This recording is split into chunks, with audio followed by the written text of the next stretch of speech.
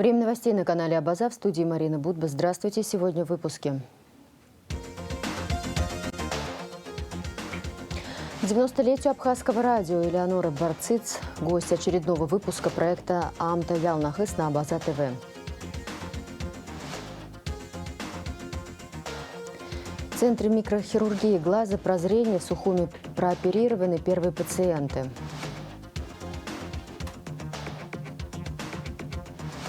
Жюри приступило к определению лучших вин. Стартовал третий этап первого национального конкурса компании «Вина и воды Абхазии».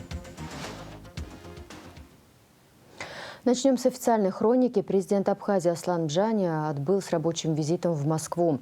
В рамках рабочего визита глава государства проведет ряд встреч в российской столице, сообщает пресс-служба президента. 12 вопросов включено в повестку дня заседания сессии парламента 7-го созыва, который состоится в среду 27 апреля. Новому составу депутатов парламента предстоит утвердить 9 парламентских комитетов, а также их персональный и численный состав. Тогда же должны быть избраны председатели парламентских комитетов. О международной обстановке глава российского МИДа Сергей Лавров назвал принципиальной для России позицию о недопустимости ядерной войны. По его словам, риски весьма существенные, но их не нужно искусственно раздувать или недооценивать, заявил глава российского МИДа Сергей Лавров в интервью программе «Большая игра» на Первом канале. Он также обвинил президента Украины Владимира Зеленского в срыве мирных переговоров. Многие у нас убеждены, что реально позиция Украины определяется в Вашингтоне, Лондоне и других западных столицах. И поэтому, говорят наши политологи, что там разговаривать с командой Зеленского, надо говорить с американцами. И с ними надо договариваться и достигать какого-то соглашения. Ну, мы все равно продолжаем вести переговоры с той командой, которую выставил Зеленский. Эти контакты будут продолжаться. Но что касается американцев, наверное, это было бы не бесполезно, так скажем. Но каких-либо проявлений интереса с их стороны в отношении контактов по Украине или по каким-либо другим вопросам мы не наблюдаем. Женевские дискуссии по Закавказью, новый раунд которых должен был состояться в марте, поставлен на паузу по инициативе ООН, Евросоюза и ОБСЕ. Партнеры фактически взяли в заложники важнейший для региона переговорный формат, что может иметь последствия для Южного Кавказа, заявил в интервью РИА Новости директор 4-го департамента стран СНГ МИД России Денис Гончар. Так что вся ответственность за срыв переговоров полностью на них. Есть и логистические трудности, возникшие в связи с ограничительными мерами, введенными в отношении России, Евросоюзом и Швейцарии, принимающей на своей территории данный формат, отметил Гончар. Он подчеркнул, что недружественные и политизированные шаги западных партнеров не помогают делу укрепления стабильности и безопасности на Южном Кавказе, а могут привести к возникновению неопределенности в этом регионе. Министр иностранных дел Абхазии Налардзенба накануне поздравил народ Италии с Днем освобождения от фашизма. Это национальный праздник, который отмечают в Италии 25 апреля в ознаменование окончания нацистской оккупации и окончательного падения фашистского режима. Ho studiato l'italiano per 3 anni all'università, alla Scuola Superiore di Economia, la Facoltà di Economia e Politica Mondiale. Abbiamo studiato la cultura, l'economia, la politica italiana e senza dubbio la cultura italiana è stata e rimane uno dei simboli principali del patrimonio mondiale. Adesso, oggi, 25 aprile, voglio fare gli auguri al popolo italiano per la festa della liberazione, una festa nazionale che si celebra ogni 25 aprile per commemorare la liberazione dell'Italia, la fine dell'occupazione nazista e la definitiva caduta del regime fascista. È un giorno fondamentale per la storia d'Italia, simbolo della resistenza. Vorrei anche ricordare che un nostro connazionale, l'abkhazo Sultan Pabba, ha combattuto insieme agli italiani contro il nazifascismo e non possiamo dimenticare il fatto che i nostri popoli erano uniti nella lotta contro il nazifascismo. E anche vorrei dire che l'Abkhazia storicamente ha avuto legami commerciali, legami culturali con l'impero romano, l'impero bizantino e dal XIII al XV secolo ha mantenuto un rapporto attivo con Genova. E certo adesso possiamo rilanciare le nostre relazioni bilaterali e certo è una cosa estremamente importante per noi. Abbiamo un gran potenziale in questo contesto. La nostra bella Repubblica indipendente è situata tra il Mar Nero e le montagne del Caucaso. Certo abbiamo combattuto a lungo per la nostra indipendenza e adesso siamo uno Stato sovrano. Il sistema economico nazionale si basa sul turismo e certo abbiamo una natura bellissima e un popolo molto ospitale. E vorrei invitare i rappresentanti delle organizzazioni giovanili italiane a visitare l'Abkhazia. I nostri giovani sono molto attivi nelle attività importanti per il nostro paese, il nostro popolo e certo la cooperazione tra le organizzazioni giovanili dei nostri paesi può essere molto interessante. Aspettando la visita dei giovani italiani in Abkhazia, vorrei ripetere congratulazioni per la festa della liberazione. Grazie mille. СГБ Абхазии сообщает о результатах совместных мероприятий по обеспечению охраны государственной границы по реке Ингур за первый квартал 2022 года. За этот период сотрудники СГБ Абхазии и пограничного управления ФСБ России в Абхазии задержали более 250 нарушителей государственной границы Республики Абхазия. Представители таможенных служб России и Абхазии обсудили вопросы сотрудничества в преддверии курортного сезона. Рабочая встреча представителей ГТК Республики Абхазия и ФТС России состоялась на таможенном посту МАП «Адлер» Краснодарской таможни. В ходе заседания рассмотрен широкий спектр актуальных вопросов, связанных с организацией подготовки к курортному сезону, совершением таможенных операций и проведением контроля в отношении сельскохозяйственной продукции.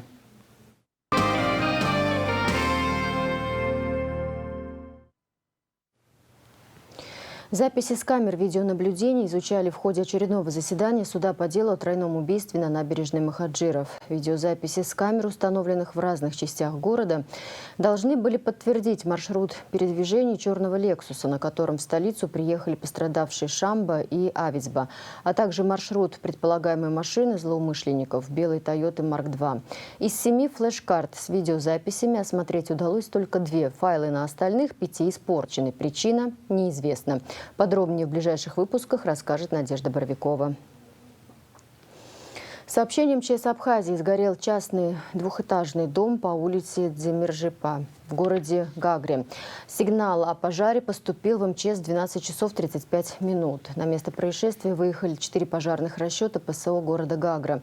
К моменту их приезда чердак и частично второй этаж были полностью объяты пламенем. Огонь по деревянным перекрытиям старого дома барачного типа распространялся очень быстро и, несмотря на усилия пожарных, практически выгорел полностью. Эвакуирован 21 жилец, никто не пострадал. Об эпидситуации. Согласно сообщению оперативного штаба, за 22 апреля тестирование на коронавирусную инфекцию проведено у 60 человек, случаев заражения нет. Общее число выявленных заболевших на сегодняшний день составляет 53 604 человека. Зарегистрировано 683 летальных случая, выздоровели 52 914 человек. Представители Министерства просвещения и языковой политики Абхазии приняли участие в первой международной ассамблее «Ученик в современном мире. Формула успеха», организованной Российской академией образования, которая состоялась в российской столице. Мероприятие было посвящено проблемам школьного образования, путям их решения. Сегодня на самом-то деле мы живем в очень таком нестабильном мире, быстро меняющемся мире. И, естественно, все вот эти процессы, которые происходят, они влияют на саму систему образования. И сегодня каждая страна пытается найти наилучшую модель образования, где в центре, конечно, сегодня ученик. И вопрос, конечно, вот 4 дня это мероприятие проходило очень активно, было очень много интересного материала, нового для нас материала. Ну и вместе с тем и мы тоже смогли донести, что мы тоже на передовой сегодня.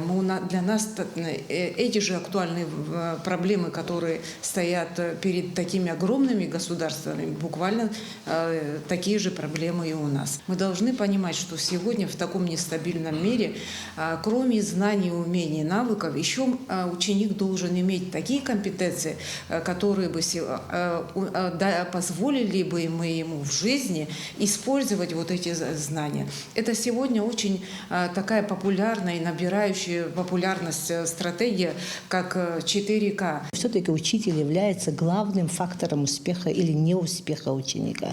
Это, конечно, мы сегодня говорим и об учебной школьной литературе, мы сегодня говорим об условиях материально-технической базы.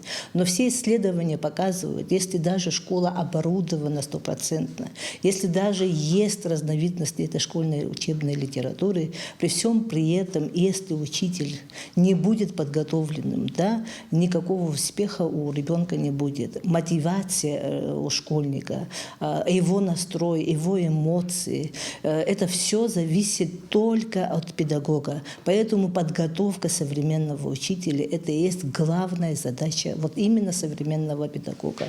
Насколько он открыт, настолько он мобилен, насколько он вообще понимает все запросы, идущие от ученика. Да? Вот это вот наш нарратив, что мы строим процесс обучения, опираясь только на содержание учебного материала, да? Абсолютно независимо от успеха ребенка. Да? Вот это, конечно, является нашим главным препятствием. Может, ребенок не понял материала, я вот сегодня иду и начинаю с новой темы. И вот его потерянность, да, его вот эмоции, это то, что его угнетает, то, что мы не задумываемся об этом, является опять-таки таким главным препятствием. Репортаж по итогам поездки в Москву делегации Минпросвещения Абхазии смотрите в рубрике «Амшахтес». Культура. Накануне народному артисту Абхазии, художественному руководителю легендарного абхазского вокально-инструментального ансамбля «Апсны-67» Надару Сагария исполнилось 70 лет. Министр культуры Даур Ковы поздравил Надара Сагария с юбилеем. «Неоценим ваш вклад в развитие и сохранение эстрадного искусства Абхазии. Вы заслужили любовь публики и огромное уважение коллег. Отрадно, что и сегодня вы плодотворно трудитесь, дарите людям радость и хорошее настроение», отмечается в поздравлении. Даур Ковы пожелал Надару Сагария крепкого здоровья, оптимизма и всего наилучшего. 30 апреля исполняется 90 лет Абхазскому радио. Этой дате посвящена фотовыставка «Говорит Сухум», которая состоится в Центральном выставочном зале 28 апреля. Телекомпания «Абаза ТВ» продолжает цикл передач, посвященный этой знаменательной дате. Гость очередного выпуска проекта «Амта Ялнахыз» на «Абаза ТВ» – заслуженный журналист, редактор музыкальных программ Абхазского радио Элеонора Барцис. Передача подготовлена специально к 90-летию Абхазского радио.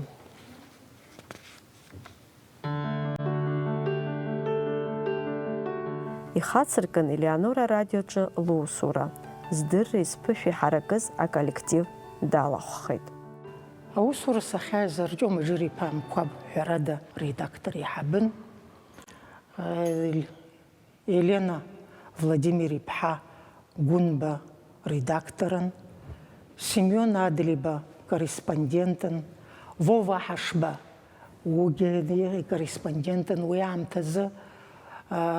Тамара Хашба уй усқын ахуанырцту яжибшква қалсон үбхицк. Акипху фене мадипха отрпха.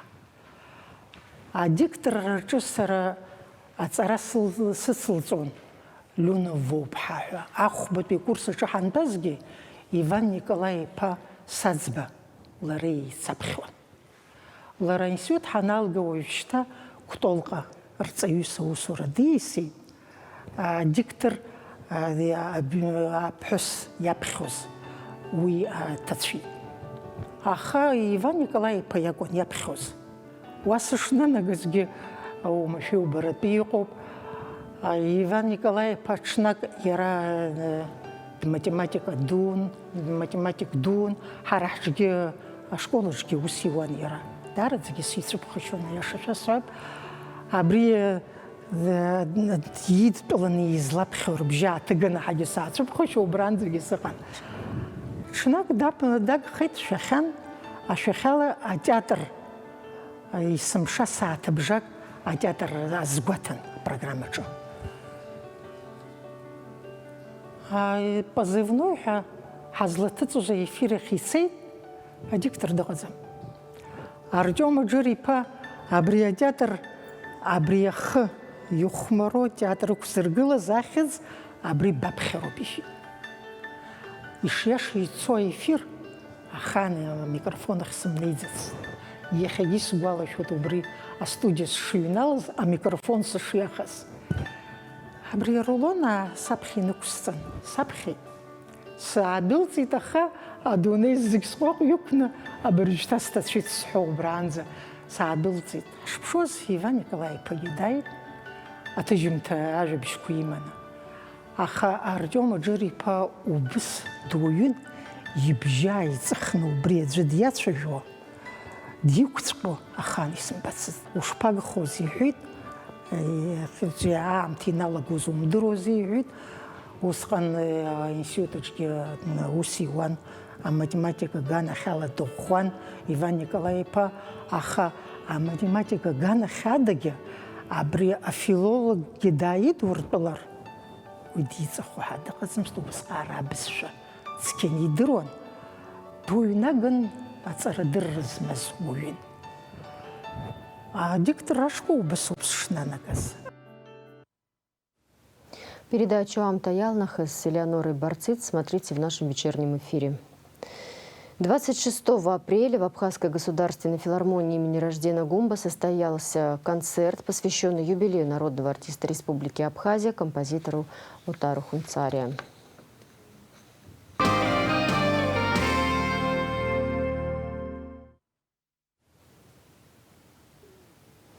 В Центре микрохирургии глаза прозрения в Сухуми прооперированы первые пациенты. Многим из них с помощью хирургического вмешательства смогли восстановить зрение на 100%.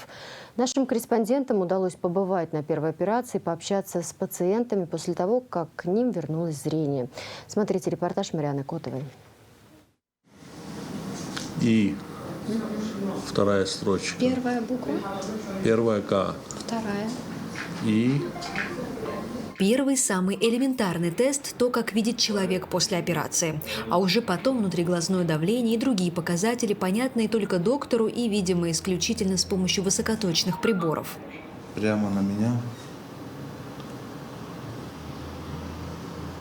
Ну, прекрасно, вообще шикарно, просто я даже не... Лонда Читанава почти совсем не видела. Катаракта полностью затуманила ее взгляд. Сегодня, на второй день после операции, зрение ее правого глаза 100%. На левом еще предстоит операция. Первое, что сделает женщина, когда приедет домой, обнимет всех своих 18 внуков, которых едва могла отличить друг от друга раньше. 18 внуков и 5 правнуков. Кто как-то понимала, но хорошо не видела. Я в селе живу, ничего не могла по двору делать, не могла подметать, ничего не видела вообще, как туман у меня в глазах. Ну, когда домой приду, соседи, конечно, естественно, соберутся. Я буду рассказывать, какой доктор, как хорошо мне, как хорошо вижу. Операции в офтальмологии – это не крайняя мера. Есть состояния, при которых 10-минутная процедура, не требующая даже наркоза, может полностью изменить жизнь человека. Но простая, на первый взгляд, хирургическая манипуляция на самом деле сложнейшая операция, для успешного выполнения которой необходим опытный врач и чувствительный микроскоп. Раньше, чтобы получить такое лечение, пациентам из Абхазии приходилось ездить в Краснодар и Москву. На сегодняшний день такие высокие технологии, что операция, она помогает изменить качество жизни. То есть рефракционная хирургия, хирургия катаракты. Эти операции, они призваны улучшать качество жизни. То есть нельзя доводить состояние до такого, когда операции являются экстренными, то есть когда необходимо их делать. Поэтому опять-таки, это профосмотр, это очень важная составляющая работы любого врача, чтобы выявлять, показывать и давать четкие наставления пациенту, чтобы он понимал, о чем идет речь. По словам Астамура Гулария, за первые недели работы он отметил большое число молодых пациентов с серьезными проблемами со зрением. Чаще всего это связано с запущенными состояниями и отсутствием профилактики. Такой контингент пациентов от 16 до 40-45 лет – это проблема с роговицей, то есть проблема кератоконуса, проблема глаукомы. Довольно-таки распространено. За всю свою практику работы я не встречал такого большого количества пациентов, которые страдают именно такой вот патологией. И это довольно-таки, ну, так скажем, печально. Вот. И самое важное – это проводить профосмотр, то есть вовремя приходить на диагностику, вовремя получать правильный диагноз. Диагностика, она должна быть расширенная, она должна включать в себя ряд таких высокотехнологичных исследований, которые у нас в клинике могут проводиться. Для проведения операции существует ряд противопоказаний. Поэтому перед тем, как прооперировать пациента, в Центре микрохирургии глаза проводят диагностику, а затем готовят к процедуре. Предоперационная подготовка, она включает стандарт, перечень анализов, которые необходимо пройти, и, соответственно, получить консультацию смежных специалистов для того, чтобы допустились пациенты на операцию. То есть это оперативная деятельность, она все равно подразумевает определенные риски по общему состоянию.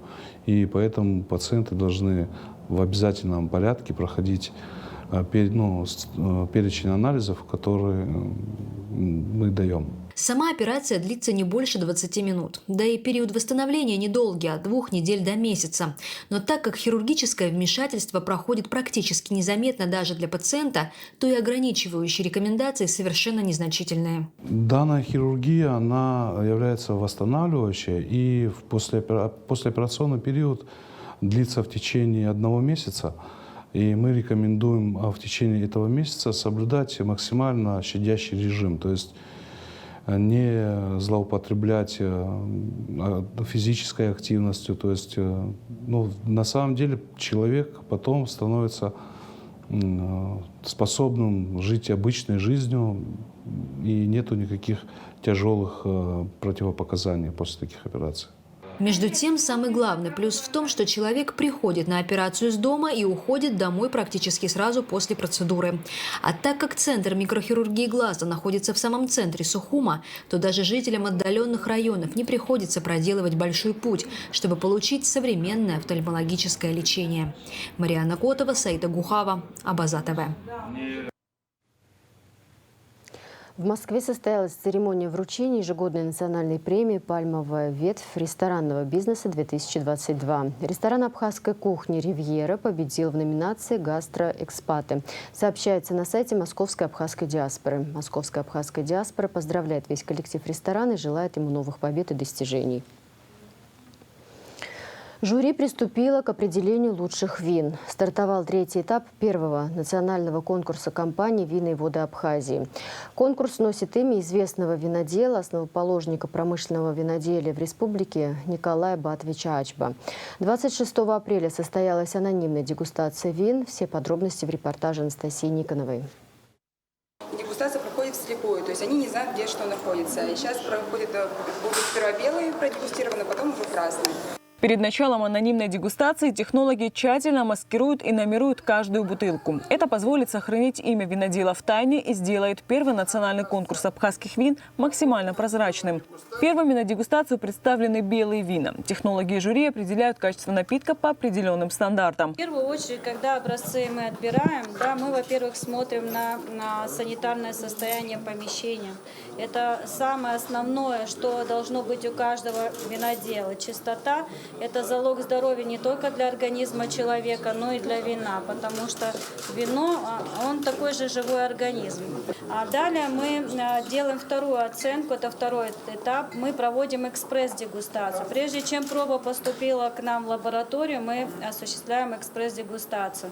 Чтобы подтвердить свои органолептические показатели, мы проводим физико-химические анализы.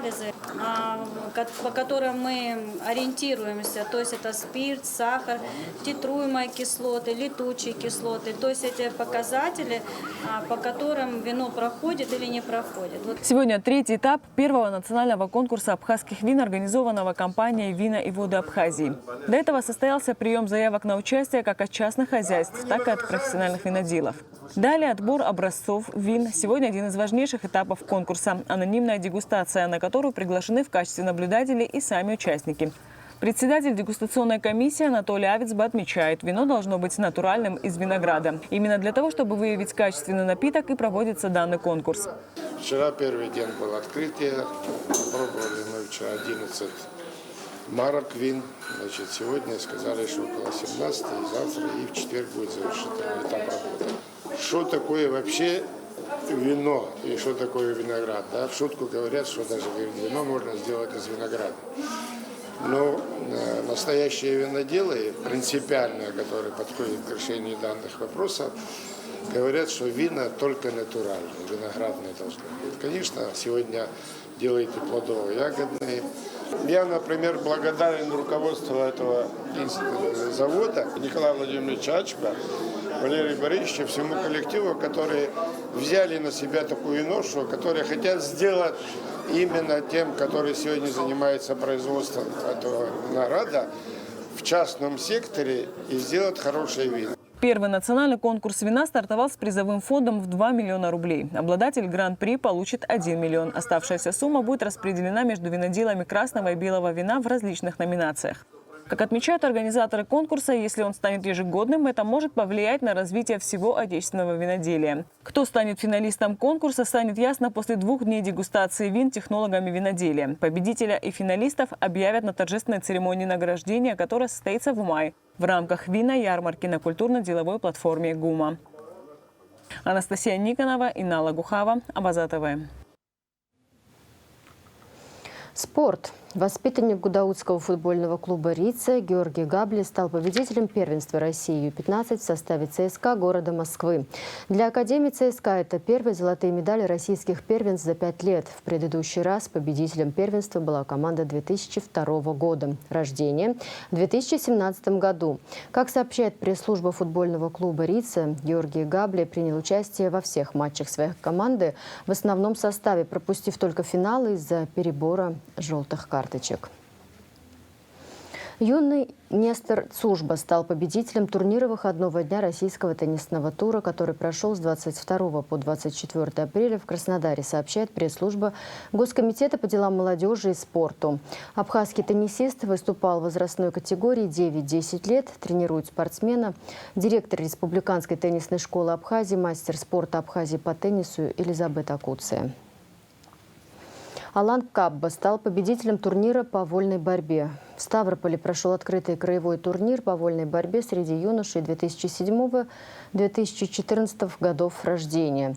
В турнире приняли участие около 150 спортсменов из Краснодарского края и Северного Кавказа. Абхазию на турнире представляли воспитанники секции вольной борьбы Управления по делам молодежи и спорта администрации города Сухум, которые по итогам турнира завоевали 9 медалей различного достоинства. Тай-боксеры из Абхазии, представлявшие Краснодарский край, успешно выступили в ходе первенства России. В их активе 5 медалей различного достоинства.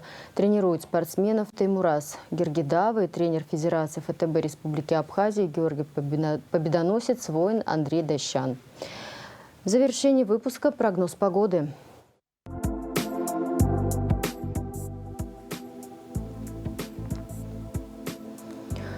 В среду, 27 апреля, в республике ожидается переменная облачность, без осадков, лишь местами. К концу дня возможен слабый дождь. Температура воздуха ночью от 8 до плюс 13, днем от 13 до 18. Температура морской воды 13 градусов.